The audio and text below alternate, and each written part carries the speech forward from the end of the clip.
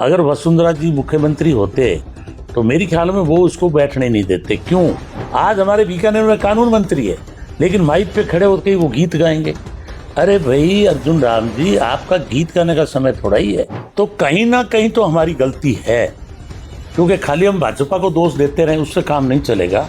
हमारे घर में जो खोट है, लेकिन मेरी चेतावनी है कि अगर इन्होंने अंधाधुंध ये जो तुगलकी फरमान है जारी रख करके वन विभाग या राज रकबे में जो मकान तोड़े हुए हैं, बने हुए हैं, उनको जो तोड़ने की दोबारा साजिश कर रहे हैं, मेरा साफ है कि अभी तो मैंने पूगल एसडीएम का कार्यालय का घेराव किया है और आने वाले समय में प्रजातांत्रिक तरीके से और गांधीवादी तरीके से, चाहे मुझे जेल भी जाना पड़ेगा तो इन मजलूमों के लिए, गरीबों के लिए और पीड़ित लोगों के लिए मैं जाऊंगा। लेकिन देश में संविधान को जिंदा रखना जरूरी है, डेमोक्रेसी को रखना जरूरी है। इसलिए ये केंद्र से लगा के नीचे बॉर्डर तक पूरा इन्होंने एक भय का वातावरण बनाया है। आज जो गुलाम प्रवृत्ति के डरपोक लोग हैं वो बीजेपी को सपोर्ट कर रहे हैं, अन्यथा किसान, दलित, पिछड़ा, अगड़ा जो भी जागरूक है वो अंदर अंदर दुखी है। आज व्यापार है, छोटे व्यापार सारे खत्म हो गए जीएसटी लगाने के बाद। गुंजराम जी, आप लगातार सवाल उठा रहे हैं, आपको क्या लगता है अगर भजन लाल जी सरकार, अगर वसुंधरा राजे अगर मुख्यमंत्री होती तो राजस्थान के क्या हालात होते? क्या ये बॉर्डर पर लोगों की, सीमावर्ती क्षेत्रों में लोगों के घर तोड़ देते? देखिए, जो मोदी जी और अमित शाह की पॉलिसी है कि ये यशमैन, अनुभवहीन नए आदमी को बिठाओ ताकि वहां की पूरी लूट जो है केंद्र में जा रही है आरएसएस कार्यालय उनके इशारे पर।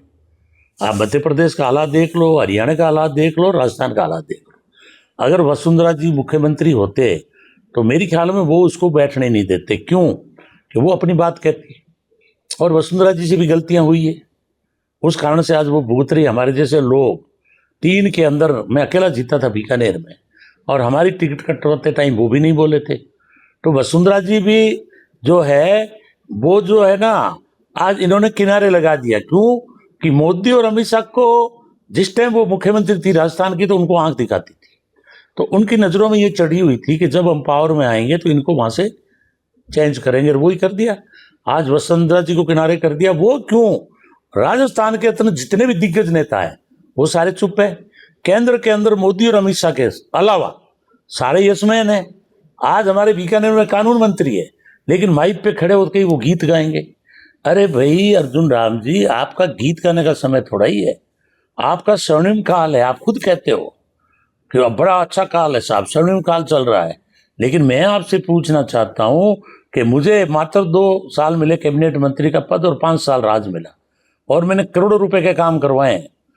पूरे जिले से कहीं से भी कार्यकर्ता आया है। मैंने नोखा में भी एडीजे कोर्ट देने का काम किया था, मैं जीता हुआ था, और नूनगढ़ का भी कोई कार्यकर्ता है तो मैंने भी उसको काम दिया है। लेकिन आप खाली गीत गा करके खाली टाइम पास कर रहे हो।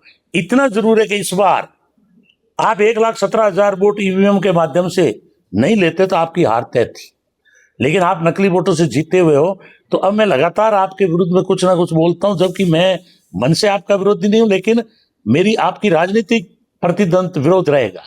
आपकी विचारधारा आरएसएस की है, मेरी विचारधारा महात्मा गांधी और डॉक्टर अंबेडकर की है, जिसके नेता राहुल गांधी है, अशोक गहलोत है, डोटास राजी है, टीकाराम जी जूली है, और आप उनको फॉलो कर रहे हैं जिनके नेता सावरकर जी थे।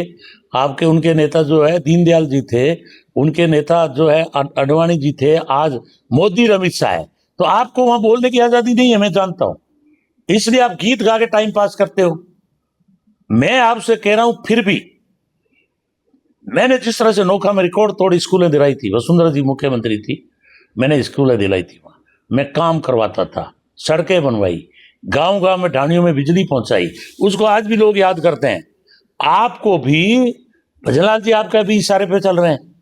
आपको वन विभाग में आपने लेटर लिखा है, अगर वन विभाग में राज रकबे में दोबारा मकान टूटे तो मैं ये मानूंगा कि आपके लेटर का कोई मतलब नहीं है।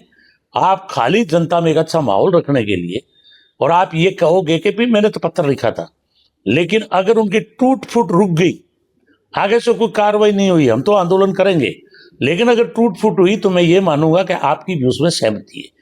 क्यों आपने अमित शाह जी को नहीं रोका? बॉर्डर में आप साथ थे, एसपी साहब, कलेक्टर साहब भी साथ थे, चलो वो तो अधिकारी है, लेकिन आप ये गलत काम करने से क्यों नहीं रोक रहे हो उनको? आज पूरे भारत पूरा जल रहा है, आज आपका बंगाल जल रहा है, मणिपुर आपका जल रहा है, जगह जगह लाखों की संख्या में स्टूडेंट सड़कों पर है। तो क्या डॉक्टर अम्बेडकर साहब ने और संविधान निर्माताओं ने गलती की? क्या उन्होंने गलती नहीं की थी, उन्होंने अधिकार दिया था कि अगर कोई सरकार तानाशाह हो जाए तो आप सड़कों पे आओ। गोविंद जी का अंतिम सवाल है, नगर निगम और पंचायती राज के चुनाव है, कांग्रेस कितनी मजबूती मानते हैं और टिकट वितरण को क्या रहेगा बीकानेर जिले की बात करें तो? देखिए, हमारा जहाँ नगर पालिका है तो वहाँ के जो भी प्रत्याशी होते हैं उनका एक महत्वपूर्ण रोल रहता है और अध्यक्ष को भी साथ रखते हैं। पंचायत राज में भी यही रहता है कि विधानसभा के प्रत्याशी और पार्टी का संगठन जो वहाँ के ब्लॉक अध्यक्ष से मिलकर काम करते हैं। और जहाँ तक जिला परिषद की बात है तो जिला परिषद में रामेश्वर रूडी जी चुनाव हार गए थे, लेकिन पार्लियामेंट का चुनाव जिला परिषद की टिकट उनको दी गई थी। तो मेरी भी इस बार मांग है कि आप एक ही एक ग्रुप को हमेशा देते आ रहे हो, क्योंकि मुझे जो पीड़ा है उस ग्रुप से नहीं है। मेरी पीड़ा यह है कि आज 6 एमएलए बीजेपी के हैं, 4 बार का एमपी अर्जुन राम है, तो कहीं ना कहीं तो हमारी गलती है। क्योंकि खाली हम भाजपा को दोष देते रहे उससे काम नहीं चलेगा। हमारे घर में जो खोट है, हमें भी बूथ संभालने पड़ेंगे, किन बूथों पे अर्जुन राम को वोट ज्यादा मिल रहे हैं। तो मैंने गोपनीय रूप से सारी रिपोर्ट ऊपर तक दी है और भी देता रहूंगा। तो इस बार मैंने जरूर ऊपर के नेताओं से मांग की है और हमारे 20,000 लोगों ने भी मीटिंग करके प्रस्ताव लिया है कि आप जिस तरह से डूडी जी को जिला परिषद के सिंबल देते थे तो हमें भी जिले में सिंबल दिए जाएं, ताकि हम लोग जिला प्रमुख ऐसा बनाएं कि जो पूरे बीकानेर जिले में घूमे, पूरे जिले में बजट जाए। क्योंकि अभी जो बजट है उसका वितरण भी सही नहीं है। और हमारे जो भी प्रतिनिधि रहे, मैं ज्यादा उनके नाम नहीं लेना चाहता, लेकिन जो जिला प्रमुख रहते हुए जो उनको कदम उठाने चाहिए जिले भर में, उनकी पहचान बननी चाहिए, कहीं ना कहीं हमारी कमजोरी रही है। मैं नाम लेके तो ज्यादा, क्योंकि आए दिन किसी के नाम लेके कोई मतलब नहीं है, पर मैं एक ही बात कहूंगा, मैंने पार्टी से आग्रह किया है कि इस बार जिला परिषद की टिकटें प्रत्येक विधानसभा में आप चाहे 2-2 टिकटें 3-3 टिकटें दो। आप जो पार्लियामेंट का मैं चुनाव आ रहा हूं, आपको 3 लाख से 54,000 रुपये लाया हूं। मुझे 28,000 वोट की जरूरत थी और वो भी मेरे मैनेजमेंट में थोड़ी बहुत कमी रहेगी। या यूं मान लो कि जिनके हाथ में मैंने पार्टी की राशि थी वो राशि सही वितरण नहीं होने के कारण से चुनाव आ रहे हैं, और उसके बावजूद भी मैं चुनाव जीत रहा था। ये तो 1,17,000 ईवीएम के वोट अर्जुन राम को जिता गए। और यदि पार्टी ने मेरी बात मान ली और जिला परिषद की टिकटें सही ढंग से हमने वितरण कर दी, तो हम ऐसा जिला प्रमुख चाहते हैं, चाहे वो किसी जात का बने, मुझे उससे कोई मतलब नहीं है, लेकिन हम सही सिलेक्शन करके और सही आदमी को अगर प्रमुख हमने बना दिया तो अगली बार पार्लियामेंट के और असेंबली के चुनाव में जिला परिषद और पंचायत समितियों का चुनाव जो है बहुत ही महत्वपूर्ण रहेगा। क्योंकि मैं 13 के चुनाव में हार गया था, सरिता को मैंने वहां प्रधान बनाया था, हमने 2 साल मेहनत की और 18 के अंदर रिकॉर्ड वोटों से चुनाव जीते थे। और कुछ लोग, मुझे पता लग गया था कि ये लोग हमारी वोटर लिस्ट ले जाएंगे, राशि ले जाएंगे और वोट बीजेपी को देंगे। हमने उनको कार्यालय में घुसने नहीं दिया था। तो आप चुनाव में अगर आपने गलत हाथों में राशि दे दी, गलत लोगों पे भरोसा कर लिया, तो हार का कारण वो भी है।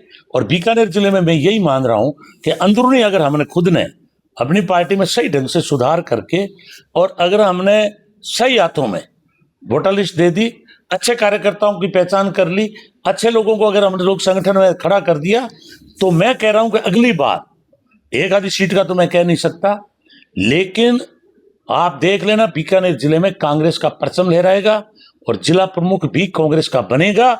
और उनके बाद आने वाले चुनाव में उस जिला प्रमुख की बहुत बड़ी भूमिका होगी, ये आपके सामने देखते हैं। ये थे गोविंद मेघवाल, जिन्होंने साफ तौर पर बीकानेर संभाग में हो रही प्रसूता मौत और सीमावर्ती क्षेत्रों में लगातार टूट रहे मकान को लेकर सरकार को घेरते नजर है। वहीं आगामी पंचायती चुनाव नगर निकायों को लेकर भी अपना पक्ष नजर करते नजर आए हैं। कैमरा सहयोगी राजेश संघानी के साथ आनंद आचार्य, पॉलिटिकल पंचायत, बीकानेर।